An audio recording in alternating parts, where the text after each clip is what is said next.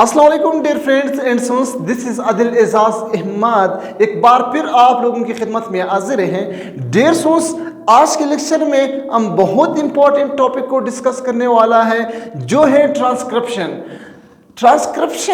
Dear sons, transcription कहते हैं कि इसको हम जीन एक्सप्रेशन भी कहते हैं, यानी जीन एक्सप्रेशन का एक हिस्सा भी है ट्रांसक्रिप्शन।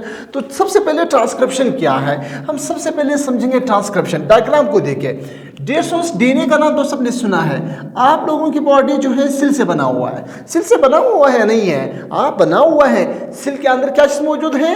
न्यूक्लियस मौजूद है। अब न्यूक्लियस के अंदर क्रोमोसोम्स हैं। क्रोमोसोम्स किस चीज से बना हुआ है? डीएनए से बना हुआ है। डीएनए के अंदर जीन मौजूद है। तो चलिए हम डीएनए, ये सेल है, सेल के अंदर डीएनए है, ये डीएनए है। अब डीएनए डबल स्ट्रैंड है, हेलिकल स्ट्रैंड जो है, हेलिकल स्ट्रक्चर है इसका, ये डीएनए है। अब ये डीएनए से, इस डीएनए से जब मैसेंजर आरएनए बनता है, क्या बनता है? मैसेंजर आरएनए बनता है। इस प्रोसेस को हम क्या कहते हैं? ट्रांसक्रिप्शन कहते हैं। डियर स्टूडेंट्स, बहुत ही सिंपल अल्फाज में बता रहा हूँ। जब डीएनए से मैसेंजर आरएनए बनता है, इस प्रोसेस को हम क्या कहते हैं? ट्रांसक्रिप्शन कहते हैं। अब इस मैसेंजर आरएनए क्या काम क्या है? ये मैसेंजर आरएनए जाकर राइबोसोम्स के पास जाता है। किसके पास? राइबोसोम्स के पास जाता है। अब राइबोसोम्स के अंदर जो है राइबोसोमल आरएनए भी है, राइबोसोमल आरएनए है, और ये ऊपर से मैसेंजर आरएनए मैसेज उठाकर इधर लाते हैं, और यहाँ पे जो ट्रांसफर आरएनए है वो क्या करते हैं? न्यूक्लियोटाइड्स उठाकर क्या बनाता है? प्रोटीन बनाना शुरू करते हैं। अमाइनो एसिड उठाकर यहाँ अटैच करते हैं। ट्रांसफर आरएनए का काम क्या है? अमाइनो एसिड उठाकर यहाँ लाना। अब ये पॉलीपेप्टाइड चेन बन गया, इसको हम क्या कहते हैं? प्रोटीन कहते हैं। जब मैसेंजर आरएनए से प्रोटीन बन गया, इसको हम ट्रांसलेशन कहते हैं। क्या कहते हैं? ट्रांसलेशन कहते हैं। जब डीएनए से आरएनए बन गया, इसको हम क्या कहते हैं? ट्रांसक्रिप्शन कहते हैं। तो सबसे पहले ये सेंट्रल डोगोमा का हम पहला हिस्सा पढ़ते हैं, ट्रांसक्रिप्शन के डीएनए से मैसेंजर आरएनए किस तरह बनता है। तो चले स्टार्ट करते हैं डेफिनेशन से। Synthesis of RNA from DNA, this process is called transcription. यानी वो प्रोसेस जिससे आरएनए बनता है डीएनए से, इस प्रोसेस को हम क्या कहते हैं? ट्रांसक्रिप्शन कहते हैं। बहुत ही सिंपल है, बहुत ही आसान है, रटा लगाने की जरूरत नहीं है। ठीक है, सिंपल सुन ले, याद करें। अब मैकेनिज्म क्या है, किस तरह होगा? There are following 3 pieces, 3 pieces में डिवाइड हुआ है। हम बता देंगे। पहला इनिशिएशन फेज, यहां से। डियर स्टूडेंट्स, बहुत ही आसान है। मैं बात कर रहा हूं कि डीएनए से जब मैसेंजर आरएनए बनता है, इसका मैकेनिज्म क्या है। तो इसका मैकेनिज्म जो है 3 पीसेस है। पहला इनिशिएशन, जो स्टार्ट पेस होते हैं, इनिशिएशन पेस कहते हैं। आरएनए पॉलीमरेज जो एंजाइम है, bind it the promoter side. RNA जो पॉलीमरेज एंजाइम है, आरएनए पॉलीमरेज एंजाइम अटैच हो जाते हैं डीएनए के साथ। डीएनए की वो हिस्सा जो प्रोमोटर साइड कहलाता है, उसके साथ अटैच हो जाते हैं। अब मैं बता दूंगा प्रोमोटर साइड कौन सा है। दूसरा रीजन ऑफ डीएनए के साथ जो है प्रोमोटर रीजन के साथ अटैच हो जाता है। दूसरा, break down the hydrogen bonds. क्या करते हैं? डीएनए के अंदर हाइड्रोजन बॉन्ड्स है या नहीं है? आप लोगों ने देखा है, नहीं देखा है? कि यहां पे जो है, इधर बता दूंगी, यहां पे ये डीएनए है, ठीक है। एक तो वो हिस्सा प्रोमोटर साइड। पहला इस इनिशिएशन फेज में क्या होगा? आरएनए पॉलीमरेज एक एंजाइम है जो प्रोमोटर साइड रीजन के साथ अटैच हो जाता है। ये डीएनए की खास स्पेसिफिक जगह है जिसके साथ जो आरएनए पॉलीमरेज है वहां पे सबसे पहले अटैच हो जाता है। इस एरिया की बात कर रहा हूं, यहां पे अटैच हो जाते हैं। अब आप लोगों को मालूम है कि डीएनए के अंदर न्यूक्लियोटाइड्स हैं। एक न्यूक्लियोटाइड दूसरे न्यूक्लियोटाइड के दरमियान जो बॉन्ड है, वो कौन सा बॉन्ड है? हाइड्रोजन बॉन्ड है। अब ये क्या करते हैं? इस हाइड्रोजन बॉन्ड को ब्रेक डाउन करते हैं। जब ब्रेक डाउन किया तो डियर स्टूडेंट्स क्या होगा? ये स्ट्रैंड्स अलग हो जाते हैं, इस स्ट्रैंड्स में बबल पैदा हो जाते हैं। ये प्रोमोटर रीजन है। अब आरएनए पॉलीमरेज के 4 हिस्से हैं। ये आरएनए पॉलीमरेज एक एंजाइम है डियर स्टूडेंट्स, इसका 4 हिस्से हैं। एक हिस्सा ये है, एक हिस्सा ये है, ठीक है, एक हिस्सा ये है, एक हिस्सा ये है। इसको हम कहते हैं अल्फा, इसको हम कहते हैं बीटा, इसको भी हम कहते हैं बीटा, इसको हम क्या कहते हैं? सिग्मा। इसको हम क्या कहते हैं? सिग्मा। ये सिग्मा वो रीजन है जो इस एंजाइम को क्या करते हैं? पुश करते हैं या धक्का देते हैं या इसको क्या करते हैं, हेल्प करते हैं ताकि इस प्रमोटर साइड के साथ अटैच हो जाते हैं। सिग्मा पिक्टर आप लोग कंफ्यूज हो जाते हैं, सिग्मा पिक्टर क्या है? सिग्मा पिक्टर पॉलीमरेज एंजाइम का एक हिस्सा है जो एंजाइम को क्या करते हैं, इस प्रमोटर साइड के साथ अटैच करते हैं। ये बात भी खत्म कि पॉलीमरेज एंजाइम अटैच होगा, दूसरा breakdown the hydrogen bonds, hydrogen bond breakdown होगा। ये डीएनए है, ठीक है, प्रमोटर साइड के साथ सिग्मा पिक्टर अटैच हुआ, ये प्रमोटर साइड है, इसके साथ सिग्मा पिक्टर्स यानी आरएनए पॉलीमरेज अटैच हुआ। तो जब अटैच हुआ यहाँ पे एडानिन, जैसे एडानिन है, साइटोसिन है, ग्वानिन है, न्यूक्लियोटाइड्स एक स्ट्रैंड दूसरे स्ट्रैंड के दरमियान जो है बॉन्ड्स बना हुआ है इस तरह, ठीक है, इस तरह ये बॉन्ड क्या हो जाते हैं, ब्रेकडाउन हो जाते हैं। जब ब्रेकडाउन हुआ तो पहले हेलिकल स्ट्रैंड था, हेलिकल स्ट्रक्चर था, अब ये ओपन हुआ क्योंकि हाइड्रोजन बॉन्ड्स खत्म हुआ। जब हाइड्रोजन बॉन्ड्स खत्म हुआ तो क्या चीज बन गया, मेक द ट्रांसक्रिप्शन बबल। अब ये एरिया ट्रांसक्रिप्शन बबल बन गया। ये बहुत ही सिंपल इनिशिएशन पेस है कि इनिशिएशन पेस में सिर्फ और सिर्फ क्या होगा, मेक ट्रांसक्रिप्शन बबल बनेगा। अब इस ट्रांसक्रिप्शन बबल यानी बबल की तरह है, ये बन गया, ठीक है, बहुत सिंपल है। अब क्वेश्चन ये पैदा होता है कि यार ये प्रोमोटर साइड, ये एंजाइम प्रोमोटर साइड को किस तरह पहचानेगा? प्रोमोटर साइड में से क्या चीज़ मौजूद है जो एंजाइम डायरेक्ट आकर उस प्रोमोटर साइड के साथ अटैच हो जाता है? कुछ तो होगा, लाजमी कुछ स्पेसिफिक चीज़ तो होगा। हाँ है, वो स्पेसिफिक चीज़ को हम क्या कहते हैं, या स्टार्ट पॉइंट कहते हैं, स्टार्ट पॉइंट कहते हैं। तो चले, वो प्रोकैरियोटिक में अलग है, यूकैरियोटिक में अलग है। सबसे पहले मैं प्रोकैरियोटिक की बात करता हूँ। यहाँ पे ये फॉर एग्जाम्पल ये स्टार्ट पॉइंट, ठीक है, ये स्टार्ट पॉइंट है जहाँ से जो पॉलीमरेज है वो अटैच होगा। ये स्टार्ट पॉइंट लेफ्ट साइड में जो न्यूक्लियोटाइड्स आएगा उसको हम माइनस कहते हैं, माइनस में आएगा। ये स्टार्ट पॉइंट है, हाँ है। और ये राइट साइड है, ये लेफ्ट साइड है। लेफ्ट साइड में जो न्यूक्लियोटाइड्स है उसको हम माइनस कहते हैं, और उस साइड पे जो जा रहा है राइट साइड पे उसको हम प्लस कहते हैं, ठीक है। सिंपल 1 2 3 न्यूक्लियोटाइड इस साइड पे आएगा, -1 -2 -3, ये -1 -2 तो समझ आ गया। अब यहां देखिए prokaryotic promoter side, eukaryotic promoter side. Prokaryotic promoter side में किस तरह होगा, जहां से स्टार्ट पॉइंट है, ये स्टार्ट पॉइंट है, यहां से इसकी -10 जो है टाटा बुक्स मौजूद है। टाटा बुक्स का मतलब क्या है, इस तरह न्यूक्लियोटाइड्स मौजूद है। थाइमीन है, एडानिन है, थाइमीन है, एडानिन है, एडानिन है, थाइमीन है। टाटा जो है टाटा बुक्स भी कहते हैं। इस तरह जो है -10 होगा, फिर उसके बाद जो है -35 होगा। ये इस तरह सीक्वेंस मौजूद होंगे इसके अंदर जो है डीएनए के अंदर। अब इस तरह जो पार्ट्स हैं, इस तरह बॉक्स जो मौजूद होते हैं, इस तरह सीक्वेंसेस जो मौजूद हैं, अब ये सीक्वेंसेस एरिया को क्या कहते हैं, प्रोमोटर साइट कहते हैं। इस तरह एरिया आकर ये हर जिन के बाद इस तरह जगह मौजूद होंगे, हर जिन के बाद इस तरह टाटा बुक्स मौजूद है। इसके पहला Tata books and Tata books कहते हैं, ठीक है, ये दिमाग में रखे। अब यूकैरियोटिक प्रोमोटर साइट कौन सा होंगे, इसके अंदर जो है ये -25 या -75 मौजूद है टाटा एंड। ये एक बार फिर बता रहा हूँ डियर स्टूडेंट्स, लेफ्ट साइड में जो है अगर माइनस का मतलब यानी लेफ्ट साइड में जो न्यूक्लियोटाइड्स मौजूद है वो 10वां जो न्यूक्लियोटाइड्स सीक्वेंस है वो कौन सा होगा, टाटा बुक्स होगा। उसके बाद जो है 35 वहाँ जो है वो TTGACA होगा, यानी thymine guanine, adenine, cytosine, adenine होगा।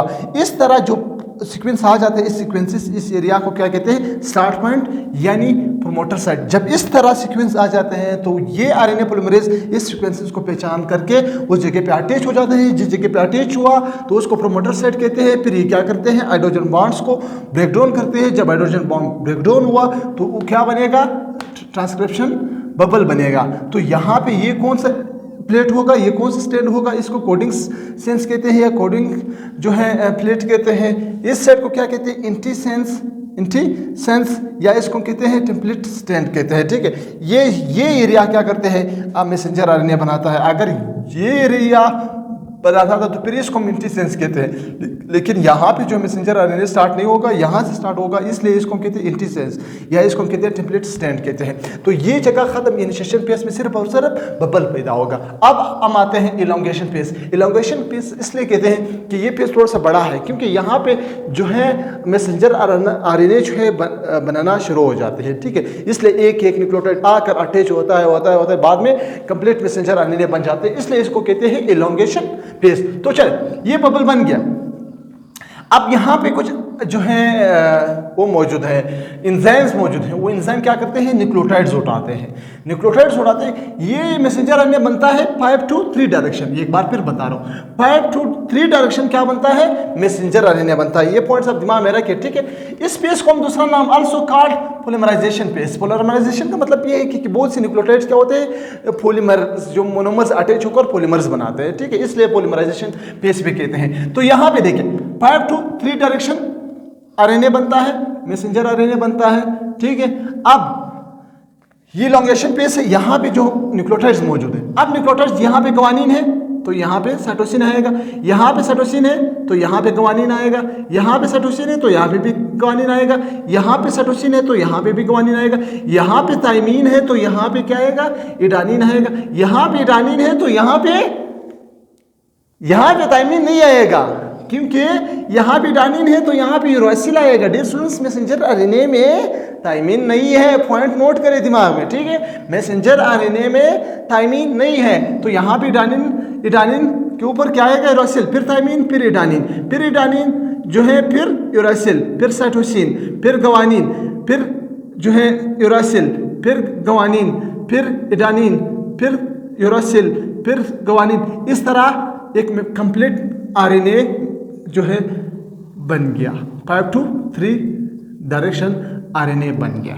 अब ये आरएनए बन गया, आगे निकलता है इस तरह। वो जो है पॉलीमरेज आगे जाकर ब्रेक डाउन कर रहा है, वो हेलिकल स्ट्रैंड खोलता है, इस तरफ दोबारा ये जो स्ट्रैंड है दोबारा बंद होता है, दोबारा हेलिकल बन जाता है, ठीक है। अब ये था यहाँ तो ठीक है, ये बनना शुरू हुआ इलॉन्गेशन फेज में। यहाँ पे जो है सिंपली बबल, ट्रांसक्रिप्शन बबल बन गया। यहाँ पे जो है जो आरएनए स्ट्रैंड है वो बनाना शुरू हुआ। टर्मिनेशन फेज ये है कि ये जो मैसेंजर आरएनए है कब तक चलते रहते हैं, कब तक जाएगा, कहाँ पे स्टॉप होगा, इसका टर्मिनेशन कहाँ पे होगा, ठीक है, इसका एंड कहाँ पे होगा। ये termination phase, the end of transcription is terminated by the terminate region और सिग्नल्स। ये कब तक जाएगा ये मैसेंजर आरएनए तो एक लिमिट में रहेगा, ठीक है, एक स्पेसिफिक जगह तक जाकर फिर रुक जाता है, ठीक है। अब ये मैसेंजर आरएनए कहाँ पे रुकता है और कौन रुका देता है, कौन स्टॉप करता है, तो उसके लिए भी एक स्पेसिफिक सिग्नल्स होंगे, एक रीजन होंगे। जब जीसी यानी ग्वानिन साइटोसिन बेस पेयर या एटीटी, इस तरह बहुत ज्यादा ग्वानिन साइटोसिन इस तरह बेस पेयर आ जाते हैं, या एडानिन थाइमीन इस तरह बेस पेयर आ जाते हैं, तो ये उसका स्टॉप सिग्नल है। जब ये मैसेंजर आरएनए देकर रुक जाता है, रुकता किस तरह है, ये अपने ऊपर जो है एंड है थोड़ा सा मोड़ करके अपना जो है ट्रांसक्रिप्शन रुका देते हैं। तो खास इस ज़्यादा जेसी ग्वानिन साइटोसिन का जो है पेयर जो है या एडानिन थाइमीन का जो है वो खास करते हैं एयरफिन एंड ट्रांसक्रिप्शन भी स्टॉप्ड हो जाता है। अब ये खास करते हैं, फॉर एग्जांपल ये मैसेंजर आरएनए बनता है, ठीक है, जा रहा है, तो उसके साथ न्यूक्लियोटाइड्स बनता है। जब यहाँ पे डीएनए के अंदर, ये डीएनए के अंदर आ रहा है, ठीक है, डीएनए के अंदर जी आ गया, सी आ गया, बहुत ज़्यादा आ गया, या एटी आ गया ज़्यादा, तो ये क्या करते हैं, ये मैसेंजर आरएनए क्या एयरफिन बनाकर ये अपने एंड को इस तरह मोड़ देते हैं, ठीक है। ये आरएनए है, या इस तरह अपना एंड जो होते हैं इस तरह मोड़ कर, ये 5 जो है ये 3 है, ये इस तरह, इसको हम क्या कहते हैं, इसको हम एयरफिन कहते हैं, इसको हम क्या कहते हैं, एयरफिन कहते हैं। तो अब ये क्या हुआ, यानी कंप्लीट फ्रेश आरएनए हम लोगों के पास आ गया, ये अब आरएनए बन गया। ये है 5 डायरेक्शन टू 3 डायरेक्शन, ये एक फ्रेश आरएनए बन गया, मैसेंजर आरएनए पास आ गया। अब जब डीएनए से मैसेंजर आरएनए बन गया, इस प्रोसेस को हम क्या कहते हैं, ट्रांसक्रिप्शन कहते हैं। डियर स्टूडेंट्स, रट्टे लगाने की जरूरत नहीं है, याद करें, कंसेप्ट में करें। ट्रांसक्रिप्शन, जब डीएनए से आरएनए बनता है इसको ट्रांसक्रिप्शन कहते हैं। मैकेनिज्म क्या है, इनिशिएशन फेज में सबसे पहले क्या होगा, पहला जो है ट्रांसक्रिप्शन बबल बनेगा। किस तरह बनेगा, आरएनए पोलीमरेज के कितने पार्ट्स है, 4 पार्ट्स है। अब ये प्रोमोटर साइट कौन सा है, किस तरह पहचानता है, वो मैंने ऑलरेडी बता दिया। दूसरा इनिशिएशन फेज में क्या होगा, इलॉन्गेशन फेज में क्या होगा, ये जो है इलॉन्गेशन फेज जो है बड़ा सा फेज है। इस दिनों में यहाँ पे क्या होगा, आरएनए जो स्ट्रैंड जो है वो बनाना शुरू हो जाते हैं। ये कुछ एंजाइम जो है वो क्या करते हैं, न्यूक्लियोटाइड्स आकर इसके सामने रखते हैं। लेकिन एक चीज दिमाग में रखें कि यहाँ पे आरएनए में जो है थाइमीन नहीं है, उस जगह पे यूरासिल आ गया। अब ये आरएनए चलता है, टर्मिनेशन फेज वो है कि जब आरएनए जो है कंप्लीट होकर स्टॉप हो जाते हैं, उसको हम टर्मिनेशन फेज कहते हैं। कौन स्टॉप करते हैं, क्योंकि सिग्नल्स आ जाते हैं, कुछ स्पेसिफिक रीजन आ जाते हैं जिसको हम कहते हैं GC एंड AT पेयर्स आ जाते हैं, फिर वो क्या करते हैं एयरपिन बनाते हैं, एयरपिन आकर स्टॉप हो जाते हैं। अब कंप्लीट मैसेंजर आरएनए बन गया। इस मैसेंजर आरएनए इस प्रोसेस को हम क्या कहते हैं, इस प्रोसेस को हम ट्रांसक्रिप्शन कहते हैं। तो डियर स्टूडेंट्स, आई होप आप लोगों को ये चीज क्लियर है। दूसरा चीज मैं बता रहा हूं 4 नंबर पे, पोस्ट ट्रांसक्रिप्शनल मॉडिफिकेशन। अब ये क्या है?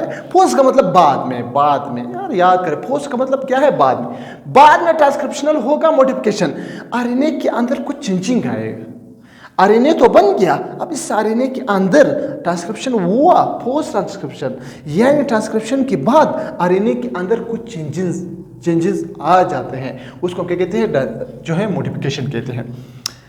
अब मैसेंजर आरएनए आप लोगों के पास है। सबसे पहले क्या होगा मैसेंजर आरएनए? अब कुछ एंजाइम्स हैं जो इस मैसेंजर आरएनए पर अटैक कर सकता है, इस मैसेंजर आरएनए को डिस्ट्रॉय कर सकता है। तो ये क्या करते हैं, मॉडिफाई करके उसका सामना फिर कर सकते हैं। तो इसके लिए मॉडिफिकेशन लाजमी है। सबसे पहले अटैच और लिंक्ड केप, इसके साथ जो केप, यार ये सर वाले जो होते हैं सिंपल केप नहीं है, एक स्पेसिफिक जो मॉलिक्यूल्स की बात कर रहा हूँ, एक उसके एंड पे 5 एंड पे जो है 8 पे क्या हो जाते हैं केप अटैच, जिसको हम कहते हैं GTP यानी ग्वानिन ट्राइफॉस्फेट 7 मिथाइल, इसके ऊपर अटैच हो जाते हैं मैसेंजर आरएनए के ऊपर, ठीक है। इसको हम कहते हैं ट्राइफॉस्फेट ग्वानिन, जो है ट्राइफॉस्फेट ग्वानिन इसके साथ अटैच हो जाता है। एक पॉइंट।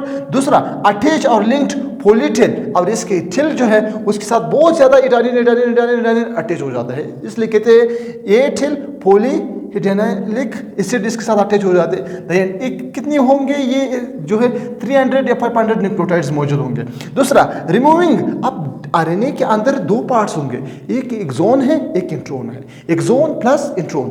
अब एक्सोन वो पार्ट है जो यूजफुल पार्ट है, जो है काम करते हैं, ठीक है। इंट्रोन वो पार्ट है जो काम यूजलेस है, काम नहीं करते हैं। अब removing the introns non protein coding, वो एरिया जो प्रोटीन कोड नहीं कर सकता है, क्योंकि यही मैसेंजर आरएनए पे ट्रांसलेशन करता है। वो नेक्स्ट लेक्चर में, कल का लेक्चर में हम क्या करते हैं, ट्रांसलेशन के मैसेंजर आरएनए प्रोटीन किस तरह बनाता है, वो कल का लेक्चर है, कल मैं बता दूंगा, ठीक है। तो यहाँ पे कुछ रीजन हैं इस मैसेंजर आरएनए के, जैसे इंट्रॉन्स है, एक इंट्रॉन्स है, ये इंट्रॉन्स है, इंट्रॉन्स मौजूद होते हैं। ये वो पार्ट्स है जो नॉन प्रोटीन कोडिंग है, जो प्रोटीन बनाने में कोई मदद नहीं करता है, तो ये यहाँ से रिमूव हो जाते हैं। इसको हम कहते हैं स्प्लाइसिंग।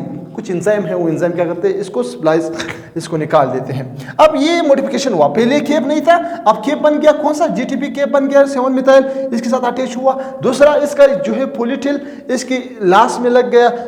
तीसरा चीज इसके अंदर जो यूजलेस चीजें थे वो निकल गए, अब प्योर मैसेंजर आरएनए बन गया। तो इसको हम क्या कहते हैं, पोस्ट ट्रांसक्रिप्शनल मॉडिफिकेशन।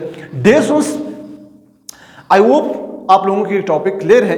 कल का जो लेक्चर है वो ट्रांसलेशन है, वो ये है कि मैसेंजर आरएनए से प्रोटीन किस तरह बनता है, कौन सा, अब टाइप्स आरएनए कितने, वो कल के लेक्चर में बता दूंगा। डियर स्टूडेंट्स, अगर इस लेक्चर से आप लोगों को कुछ फायदा हुआ है तो लाजमी अपने दोस्तों के साथ शेयर करें और हमारा चैनल को सब्सक्राइब करना मत भूलें। अपना ख्याल रखें और उसका भी ख्याल रखें जिसका कोई ख्याल नहीं रखता है। अल्लाह हाफिज़।